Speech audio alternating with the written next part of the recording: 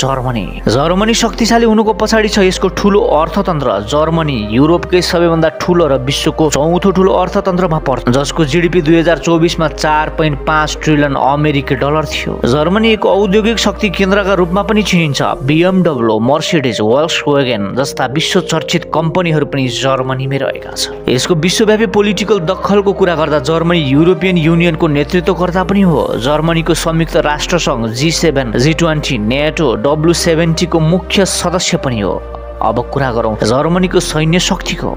Germany विश्वयुद्धपछि शान्तिपूर्ण नीति अवलम्बन गर्दै आए, तर विश्वव्यापी रूपमा बढ्दै गइरहेको आणविक युद्धको खतरालाई मध्यनजर गर्दै जर्मनीले आफ्नो सैन्य शक्तिलाई बलियो बनाउन व्यापक रूपमा रक्षा बजेटको वृद्धि गरिरहेको छ। सन् 2024 मा जर्मनीको रक्षा बजेट करिब 60 बिलियन डलर थियो। जर्मनीको 1,80,000 सक्रिय सैनिक र रिजर्भ फोर्समा करिब 3 लाख सैनिक रहेका छन्। जर्मनीले नेटोको 2% जीडीपी रक्षा खर्च पूरा गर्ने लक्ष्य लिएको छ। सन् 2022 मा सुरु युक्रेन रुस युद्धका लागि जर्मनीले विशेष सैन्य कोष 100 बिलियनको घोषणा गरेको थियो। अत्याधुनिक प्रविधि, अटोमेसन्स तथा ग्रीन इनर्जीमा अग्रणी रहेको छ जर्मनी। आफ्नो शक्तिशाली सैन्य शक्ति तथा बृहत अर्थतन्त्रको कारणले जर्मनीले पुरै विश्वमा आफ्नो दबदबा कायम गरेको छ।